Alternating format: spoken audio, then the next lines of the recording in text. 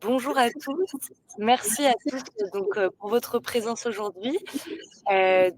Aujourd'hui, on est dans le cadre d'un partenariat entre le cabinet Huglot-Lepage et Doctrine, et on va traiter du sujet de pourquoi et comment décarboner les marchés publics. Donc, avant de laisser la main à Madame Lepage, je voulais juste dire quelques mots par rapport à Doctrine, nous, notre société. En fait, on est une plateforme d'intelligence juridique. On va mettre en fait, grâce à la technologie du legal graph, le contenu juridique en lien. Donc l'idée, c'est d'avoir une vue à 360° sur vos thématiques juridiques. Et donc on utilise l'intelligence artificielle, mais on est allé encore plus loin, puisque maintenant on utilise l'intelligence artificielle générative, notamment via le chatbot juridique. Et donc aujourd'hui, je vais laisser la main à Madame Lepage pour nous parler de ce sujet sur la décarbonisation des marchés publics. Et je rappelle juste qu'on est ensemble jusqu'à 12h15 et n'hésitez surtout pas, il y a un chat aussi disponible pour les questions qu'on traitera à la fin. Je vous laisse la main. Merci beaucoup. Merci à Doctrine pour ce partenariat qui se pérennise dans le temps et nous en sommes très heureuses. Donc, j'ai la chance aujourd'hui et l'honneur de vous présenter avec ma consoeur Madeleine Babès qui anime notre bureau secondaire de Montpellier et qui, chez nous, s'occupe beaucoup des sujets de commande publique, ce webinaire consacré donc à la décarbonisation. C'est un mot qui est un peu difficile à dire et peut-être encore plus difficile à faire, des marchés publics. Alors, quelques mots d'abord sur l'importance économique du sujet, parce que pourquoi s'intéresser à ce sujet? Parce que les marchés publics occupent dans l'activité économique d'un pays, et singulièrement le nôtre, où le poids de l'État et des collectivités est quand même très important, un poids économique très considérable. L'Observatoire des achats responsables, auquel je vous renvoie, qui publie des études extrêmement intéressantes, a mis en lumière le rôle important de la charte des achats responsables, du parcours national des achats responsables et de la norme ISO 20400 qui concerne précisément les achats en cycle de vie de produits. Alors, pourquoi l'importance des acteurs publics? D'abord, le poids de l'empreinte carbone, dans l'empreinte carbone des achats publics. Je rappelle que si nous voulons atteindre nos objectifs de neutralité carbone en 2050, ça veut dire 2 tonnes de carbone par personne et par an. Nous sommes aujourd'hui autour de 10 tonnes. Donc, on a quand même un gap très important à faire. Et dans ce gap, bien sûr, les administrations publiques ont tout leur poids. Et ces administrations publiques voient l'essentiel de leur empreinte carbone focalisée sur leurs achats. D'où l'importance de ce qu'on appelle la chaîne de valeur des fournisseurs, c'est-à-dire le fait d'être en capacité d'engager toute sa chaîne de valeur dans l'opération de décarbonation. C'est à la fois une bonne nouvelle pour les acheteurs publics qui vont réduire leur empreinte, c'est une bonne nouvelle pour leurs fournisseurs qui eux-mêmes vont rentrer dans un cercle vertueux, et c'est une bonne nouvelle pour notre collectivité nationale qui va pouvoir envisager d'atteindre ses objectifs. Alors, comment faire? Il y a un point qui est souligné, c'est le recours aux matériaux biosourcés et bas carbone dans la commande publique. Alors, je n'ai pas le temps d'entrer vraiment beaucoup dans les détails, mais les matériaux bas carbone, c'est quelque chose de très important. Et dans tous les textes communautaires qui sont en train de sortir actuellement sur les crédits carbone et le stockage du carbone dans les produits a une importance croissante. Ce qui veut dire que vont être encouragés et juridiquement et surtout financièrement le recours à ces produits qui donc vont stocker pour une période déterminée. Dans le nouveau texte communautaire pour les produits, c'est 35 ans. Par exemple, pour les constructions bois, minimum 35 ans, le carbone. Nous sommes dans l'attente d'un décret qui devrait intervenir au cours de l'année 2024, qui va fixer les critères de durabilité à utiliser pour ces produits biosourcés. Et donc sur l'intérêt de leur recours. Deuxièmement, Madeleine Babès va vous parler tout à l'heure du bilan du carbone que doivent faire les acteurs publics, ou tout au moins certains d'entre eux. Dans ce bilan, doit être prise en considération ce qu'on appelle les scopes 2 et les scopes 3. Le scope 2, c'est tout ce qui concerne les fournisseurs, sous-traitants. Le scope 3, c'est tout le reste. Or, les scopes 2, c'est justement ce dont nous sommes en train de parler, c'est-à-dire toutes les entreprises qui vont travailler avec les acheteurs publics et qui vont donc leur permettre d'améliorer ou pas leur bilan carbone. C'est également très important au niveau local parce que cette idée de recourir au bilan carbone et à l'amélioration de ce bilan devrait normalement favoriser les acteurs locaux qui n'ont pas ou peu de transport à assumer, ce qui n'est pas le cas, bien entendu, des fournisseurs qui sont beaucoup plus éloignés. Cette politique générale des collectivités locales doit s'intégrer dans ce qu'on appelle le SPASER, c'est-à-dire le schéma de promotion des achats publics socialement et écologiquement responsables. Ce SPASER est une obligation en application de l'article L 2111-3 du Code de la commande publique à tous les acheteurs dépassant un certain seuil qui est fixé par le décret, qui est aujourd'hui de 50 millions d'euros hors taxe, sachant que plusieurs acheteurs non soumis peuvent se lier entre eux pour préparer, pour mettre en place un SPASER. Alors, ce SPASER, il a l'aspect environnemental, c'est-à-dire essentiellement les questions d'effet de serre, mais aussi de consommation d'eau. Le sujet de l'eau est un sujet très important, de consommation de matières premières, de sobriété, de durabilité des produits et d'économie circulaire. Et puis, il y a tout l'aspect social, qui est l'intégration sociale et professionnelle, en particulier des travailleurs handicapés ou des populations défavorisées. Et donc, ce SPASER doit mettre en place un certain nombre d'indicateurs minimaux qui sont la part en nombre ou en montant dans les marchés publics d'un certain nombre de considérations. Je passe vite parce que nous avons beaucoup de choses à vous dire. Voilà. Donc ça, je dirais que globalement, c'est un peu le pourquoi économique. Derrière, il y a un pourquoi juridique, c'est que, alors, à mes yeux, heureusement, aux yeux de certains, peut-être malheureusement, il n'y a pas trop le choix, parce qu'il y a des nouvelles obligations. Donc, Madeleine va revenir sur le bilan carbone, le bilan des émissions de gaz à effet de serre. Moi, je dirais simplement un mot des nouvelles obligations qui résultent du règlement du Parlement européen et du Conseil du 13 juin 2024, donc vous voyez, c'est tout récent, qui s'appelle Net Zero Industrie.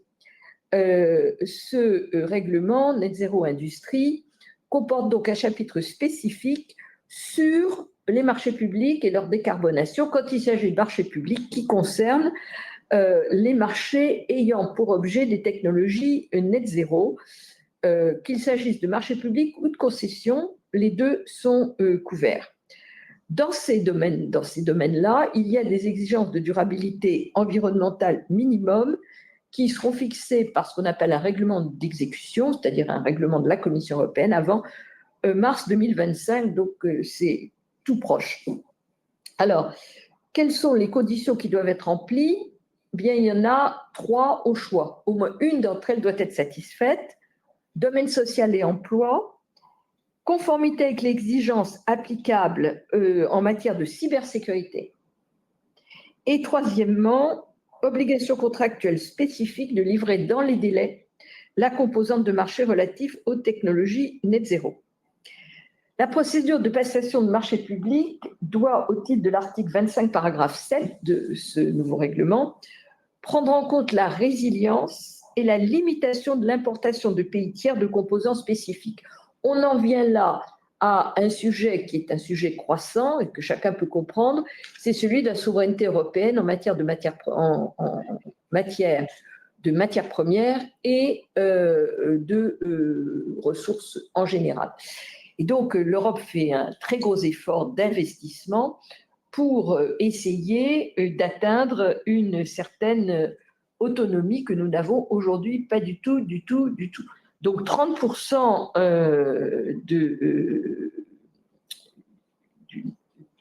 de limite, d'un objectif à 30%, c'est quelque chose qui est extrêmement ambitieux. L'article 26 de ce même règlement, qui est intitulé En chaire pour le déploiement de sources d'énergie renouvelables, permet pour des technologies net zéro liées aux énergies renouvelables d'inclure des critères de préqualification relative à la durée, à la durabilité et à la conduite responsable des entreprises. Donc, on retrouve la même chose d'une durabilité minimale qui est supérieure aux exigences légales. Si vous n'êtes que dans le niveau des exigences légales, vous n'apportez rien de plus. Donc, vous ne rentrez pas dans les critères. Innovation avec des solutions entièrement nouvelles et intégration du système énergétique. Ensuite, les autres articles visent les achats avant commercialisation, les autres formes d'intervention publique. Ça veut dire en bon français les aides financières. Comment est-ce que les aides financières peuvent être données à ces technologies, donc ça intéresse toutes les entreprises, par l'Union européenne, mais aussi par les États membres et même par les collectivités territoriales. C'est-à-dire qu'on ne marche pas sur les fourches codines des aides d'État ou autres, on en est exempté à un certain nombre de conditions. Et enfin, un article 29 renvoie un acte d'exécution pour fixer les coordinations des initiatives d'accès au marché. Alors, je m'arrêterai là pour dire que ces dispositions, elles visent en fait à favoriser ces nouvelles technologies qui permettent d'aller vers la neutralité carbone et que je n'ai pas de temps d'énumérer, mais vous les trouverez bien entendu en vous référant à ce texte qu'on pourra du reste vous mettre en pièce jointe si vous le souhaitez, mais je pense que Doctrine peut se charger de cela.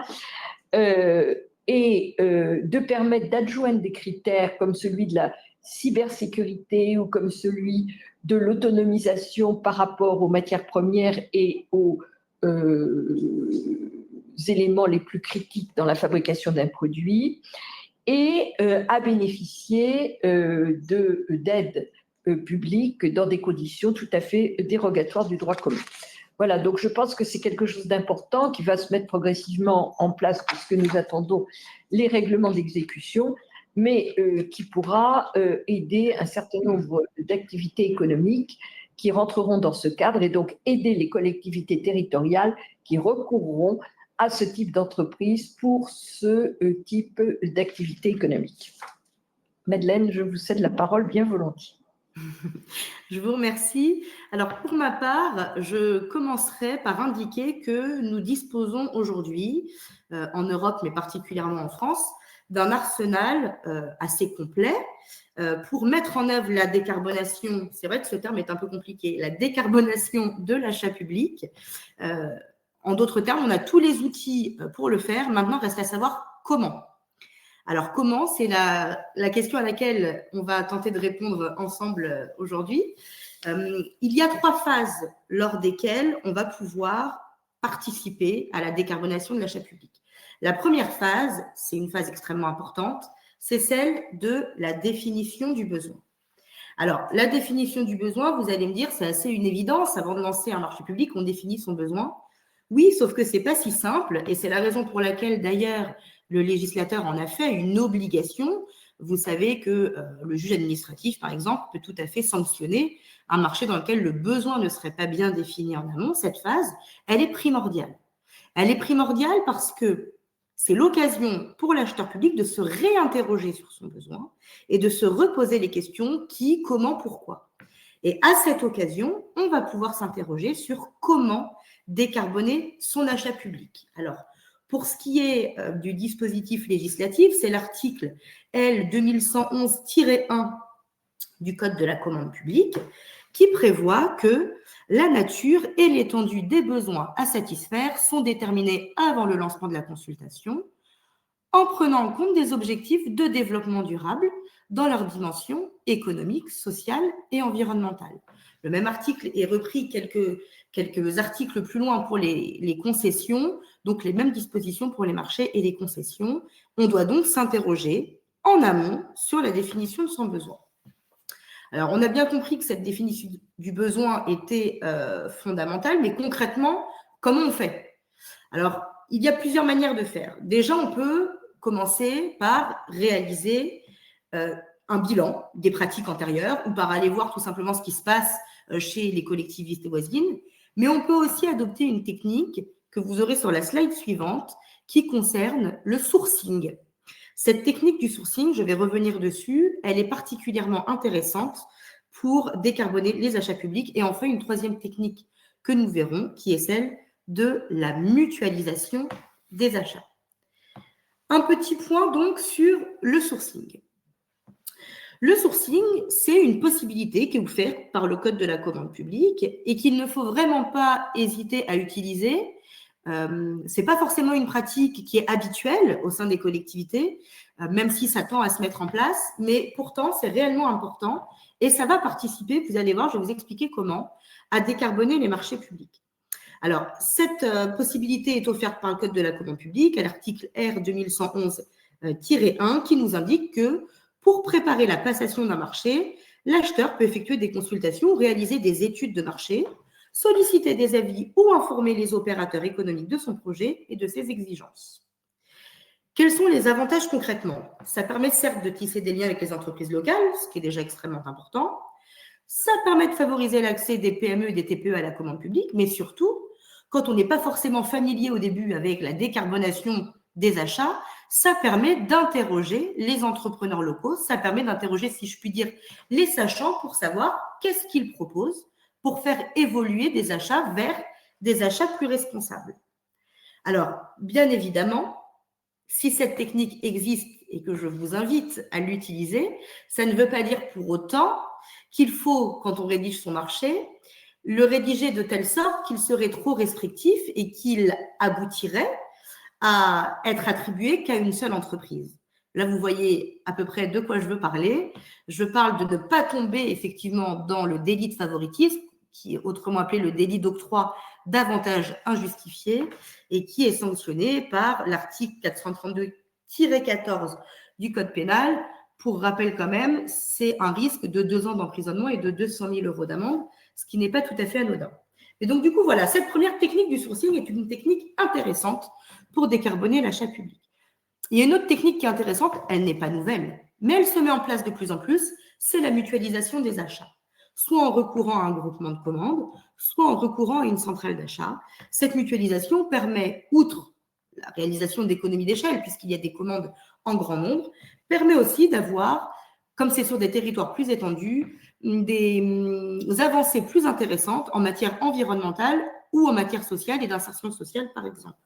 Donc, la mutualisation des achats est une autre piste intéressante pour décarboner les achats publics. Ça, c'est pour les phases, je dirais, préalables, c'est la mise en jambe. Maintenant, on va en venir à quelque chose de plus concret, la rédaction du marché en tant que tel. Et ça a un intérêt aussi bien pour celui qui va rédiger le marché, la collectivité, que pour celui qui va y répondre, l'entreprise. Alors, ce marché, il est rédigé, le besoin est défini, comme je le disais tout à l'heure, et il est rédigé en faisant référence à des spécifications techniques. Ces spécifications techniques, à l'heure actuelle, sont définies à l'article L 2111-2 du Code de la commande publique qui indique que les travaux, fournitures ou services à réaliser dans le cadre du marché public sont définis par référence à des spécifications techniques. Très bien. Mais ce qui est très intéressant, c'est ce qui va s'ajouter à cet article dans 1 an et demi à peu près, le 1er août 2026, où l'article va être complété par ces dispositions techniques prennent en compte des objectifs de développement durable dans leur dimension économique, sociale et environnementale. Et vous voyez bien ici qu'à la rédaction de cet article, ce ne sera plus une possibilité offerte aux acheteurs publics, ce sera une obligation qui est donc conseillé de d'ores et déjà commencer à appréhender et à mettre en place. Alors, bien évidemment, cette nouvelle disposition de 2026, ça va changer la manière pour les acheteurs publics de penser leur marché public.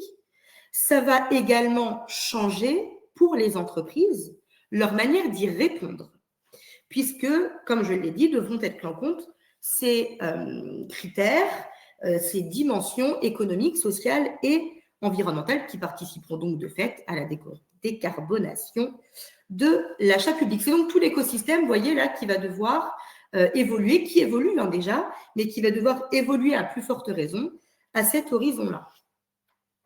Je vais revenir juste un instant au-delà des spécifications techniques sur le cas particulier des matériaux biosourcés et bas carbone qui a été évoqué tout à l'heure par Madame Lepage, parce que c'est le Code de l'environnement, cette fois-ci, qui l'impose à la commande publique par le biais de son article L228-4, qui prévoit que la commande publique tient compte de la performance environnementale des produits, en particulier leur caractère biosourcé.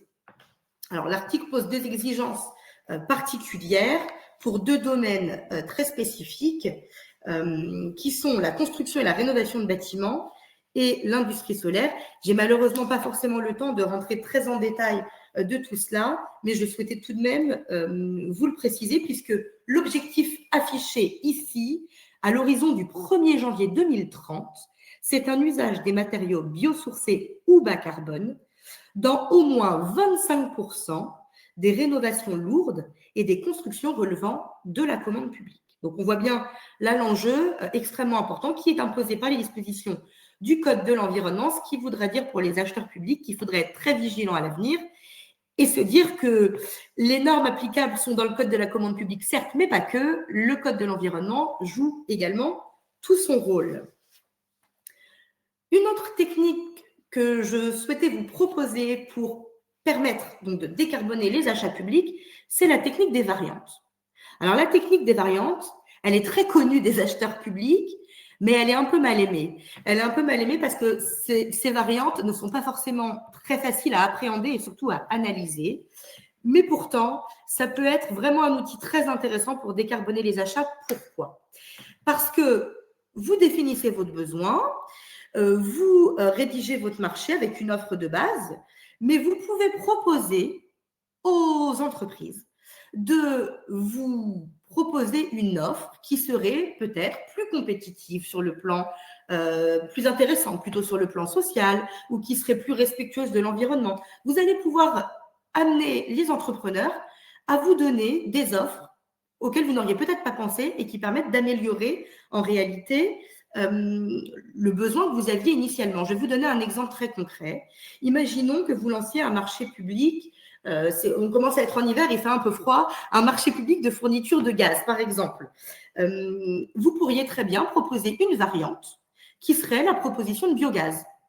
Vous n'êtes pas obligé, évidemment, puisque ce n'est qu'une variante, vous n'êtes pas obligé de la retenir, mais ça peut vous permettre éventuellement d'améliorer les prestations qui vous sont livrées par les entreprises.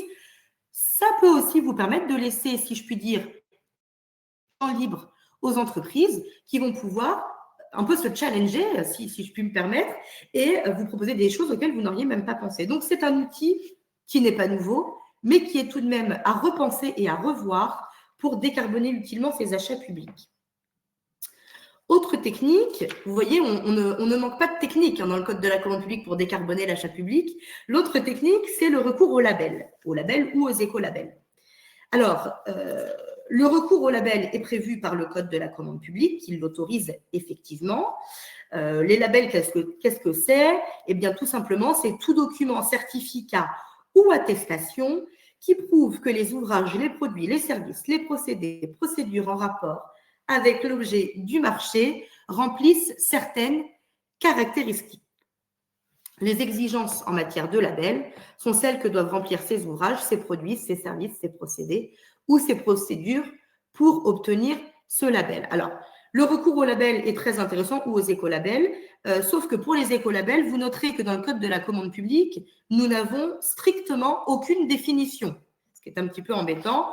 Heureusement, la direction des affaires juridiques de Bercy s'est emparée du problème et a donné ce qui pourrait être une définition d'après elle. Elle estime que ces écolabels sont des déclarations de conformité de prestation labellisées à des critères préétablis d'usage et de qualité écologique qui tiennent compte du cycle de vie et des impacts environnementaux des produits et qui sont établis par les pouvoirs publics en concertation avec les parties intéressées. Donc, Le recours à ces écolabels et ces labels est très intéressant pour décarboner, certes.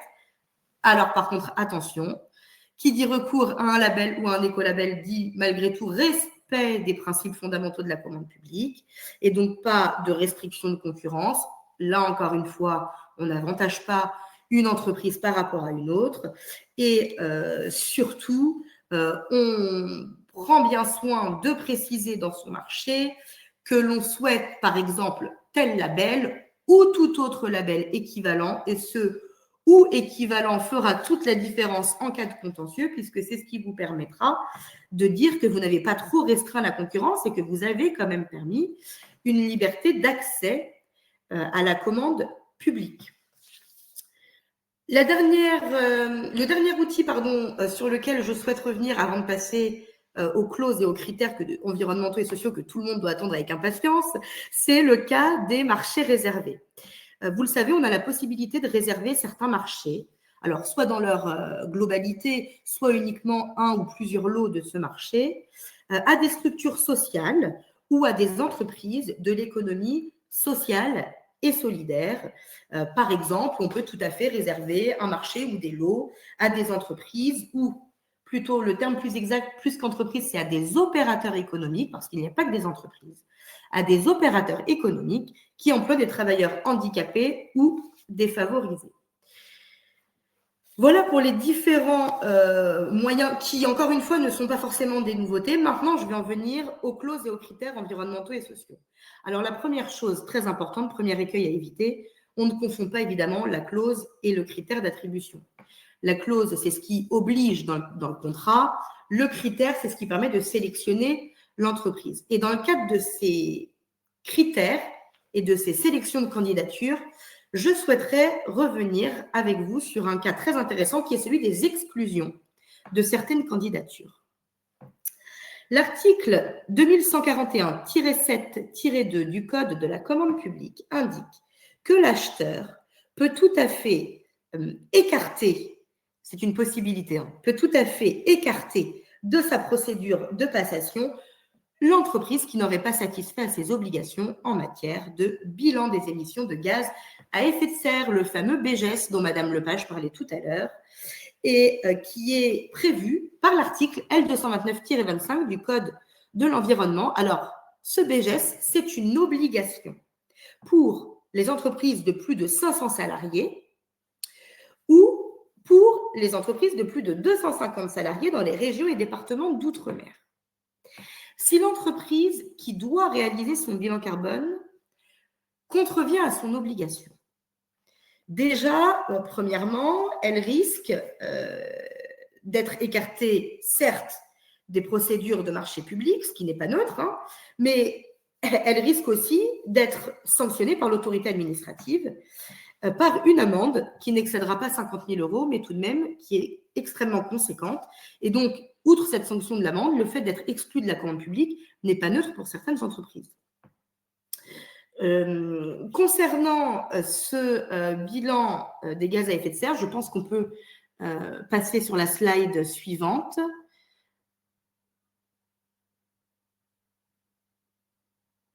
Voilà. Sur celle d'avant, peut-être on a sauté une slide. Donc, concernant le bilan des gaz à effet de serre, c'est la slide d'après. Concernant le bilan des gaz à effet de serre, c'est la slide juste suivante. Voilà.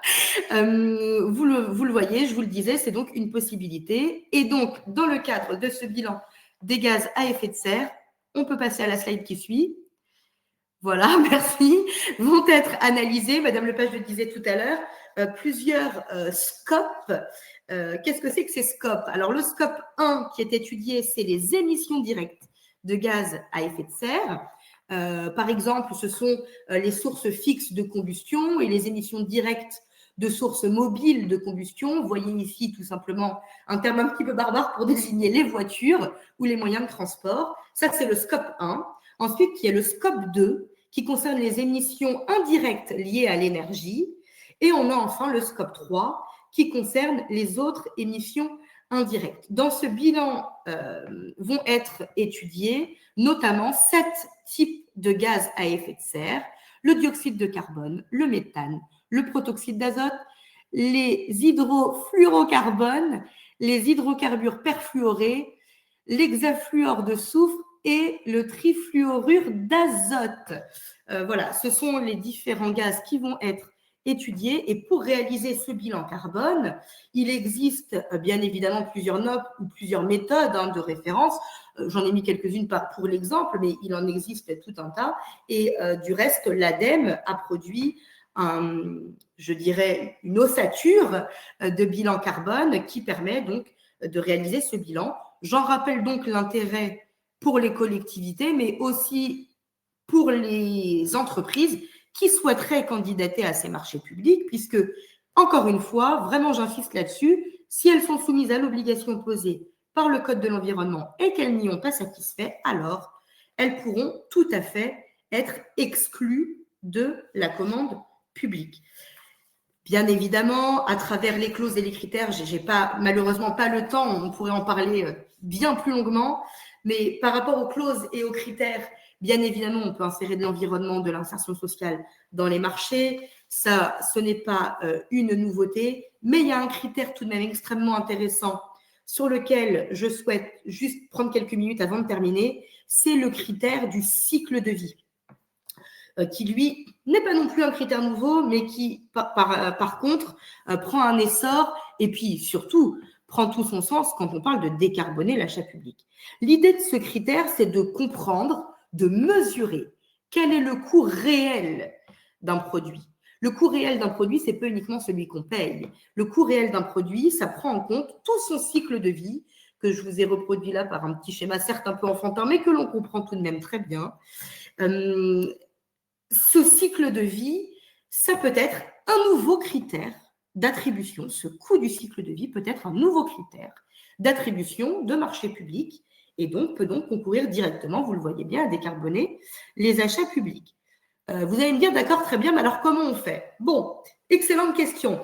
Pour aider les acheteurs publics à utiliser ce critère du cycle de vie, qui n'est quand même pas énormément utilisé, il faut être très honnête pour le moment, l'article 36 de la loi du 22 août 2021 précisait qu'au plus tard, le 1er janvier 2025, l'État mettrait à disposition des pouvoirs adjudicateurs des outils opérationnels de définition et d'analyse du coût du cycle de vie des biens pour les principaux segments d'achat. Ces outils seront intéressants parce qu'ils vont intégrer le coût global lié à l'acquisition, d'accord, mais aussi lié à son utilisation, à la maintenance et à la fin de vie des produits, mais également, et lorsque c'est pertinent bien sûr, devront être pris en compte les impacts sur la pollution atmosphérique, les émissions de gaz à effet de serre, la perte de biodiversité ou la déforestation. Alors, on attend avec impatience, effectivement, ces outils qui seront produits donc par l'État. À ma connaissance et après recherche sur Internet, je ne les ai pas encore trouvés, donc je pense qu'ils ne sont pas encore sortis, mais ils devraient être en place pour le 1er janvier 2025. Voilà pour la manière dont on peut décarboner l'achat public. Bien évidemment, sur certains secteurs particuliers comme les achats numériques, je vous l'ai mis dans les slides, il y a d'autres critères à prendre en compte qui sont obligatoires, à savoir l'indice de réparabilité du produit qui sera remplacé peu à peu et à compter du 1er janvier 2026 par l'indice de durabilité du produit. Vous le voyez, clairement, la commande publique, elle se met en route pour décarboner ses achats. Comme je le disais un petit peu en préambule, on a tout ce qu'il faut entre les mains. Maintenant, il faut s'y habituer et il faut les mettre en place. Et surtout, ça passera nécessairement par des échanges entre les acheteurs publics et les entreprises pour savoir ce qui est faisable et ce qui ne l'est pas. Je finirai maintenant sur la troisième étape qui est l'exécution du contrat et l'arrivée à son terme. Dans le cadre de cette étape, il faut bien évidemment vérifier que tout ce que l'on a prévu pour décarboner ses achats est bien respecté. Pour cela, il faut bien évidemment des clauses qui soient efficaces. Et vous le savez, une clause efficace, c'est une clause nécessairement qui est vérifiée régulièrement, mais surtout qui est couplée de pénalités ou de sanctions. Ce n'est pas joli à dire, mais c'est une réalité. Une clause sans vérification et sans pénalité n'a pas grand intérêt. Attention par contre à ne pas rendre pour autant vos marchés dissuasif. Le but de décarboner les achats, c'est d'avoir une économie pérenne, ce n'est pas d'embêter les entreprises qui répondent à la commande publique, ce n'est pas d'être inefficace, évidemment. En conclusion, je m'arrête là. Je dis juste que dans son plan de mandature, pour 2024-2029, sachez que la présidente de la Commission européenne a proposé d'imaginer une révision de la directive sur les marchés publics. Notre socle depuis 2014 de la commande publique va évoluer pour permettre d'imposer peut-être une fabrication européenne dans certains marchés. En tous les cas, voyez, je vous le disais, on a tous les outils, mais ce n'est pas fini. D'autres outils vont bientôt venir à l'échelle européenne, à l'horizon 2029. Attendons de voir. Mais en attendant, mettons-nous au travail. J'en ai fini pour ce qui concerne comment décarboner. Il y avait beaucoup de choses à dire. Voilà, il a fallu faire des choix. Mais en tous les cas, n'hésitez pas désormais si vous souhaitez. Il y a plus de trucs là. C'est éteint. Ça fonctionne. N'hésitez pas, peut-être qu'on peut prendre un petit temps pour les questions. Oui, s'il y a des questions. Avec plaisir. On ne voit plus. Hein. Il n'y a pas de questions.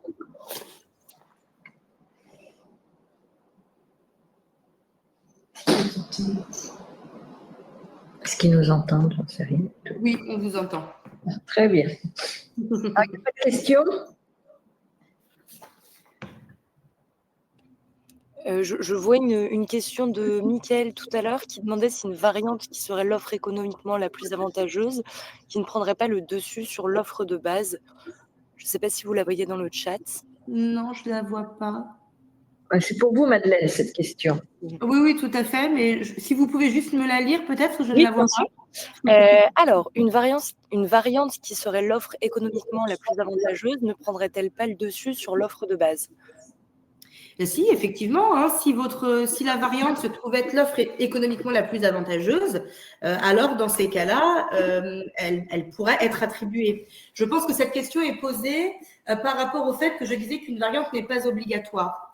Il est vrai que vous devez attribuer le marché à l'offre économiquement la plus avantageuse.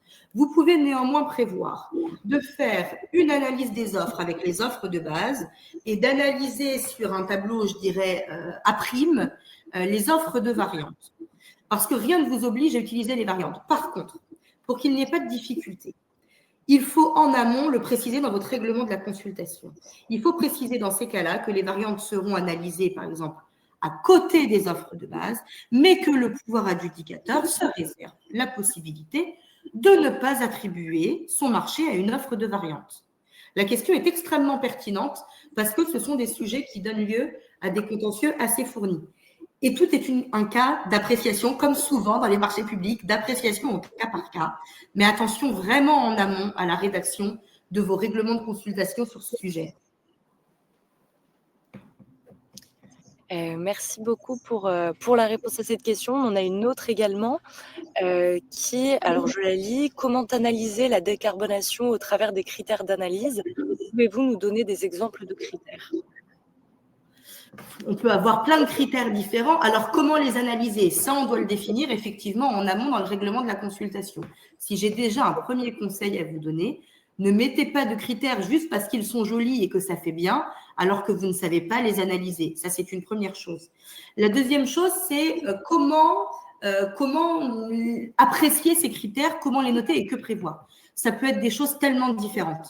Je ne sais pas, on peut agir pour un marché de fourniture sur les modalités de livraison, sur les contenants, plutôt que de vous livrer, je ne sais pas, un carton de papier sur une palette, faites-vous livrer directement les 10 cartons de papier pour l'année. Je vous donne des exemples comme ça vraiment en masse, c'est basico-basique, mais il faut, pour répondre à cette question, il faut d'abord définir votre besoin. Et en fonction du besoin, il y a X manières possibles de décarboner vos achats. On ne va pas décarboner de la même manière un marché de services, un marché de fourniture et bien évidemment un marché de travaux. Donc, il faut s'interroger déjà en amont sur la définition du besoin. À partir de là, se dire quelles sont les pistes dont je dispose pour améliorer l'impact environnemental de mon marché, quelles sont les pistes dont je dispose pour peut-être permettre l'insertion sociale dans le cadre de ce marché, et à partir de là, je propose un critère. Encore une fois, uniquement si je le maîtrise et que je suis en capacité de l'analyser. Sinon, vous courez à l'évidence au recours, tout droit. Ça, c'est certain. Donc, attention, il faut prévoir des critères pertinents. Peut-être que si vous n'avez pas l'habitude de le faire, il faut commencer par des critères modestes pour ensuite, après, arriver à des choses beaucoup plus complexes. Encore une fois, ça dépend des marchés. Mais pour la personne qui posait la question, si elle a un sujet très précis ou si elle veut un exemple plus précis dans le cadre d'un marché précis qu'elle aurait, par exemple, à lancer, qu'elle n'hésite pas à nous faire passer sa question par mail, on y répondra avec plaisir. Eh bien, merci beaucoup. Je crois qu'on n'a plus de questions. Très bien, ben, merci beaucoup. Merci à tous les participants et Merci. je vous souhaite à tous une très bonne journée. Très bonne journée. Au revoir. Merci.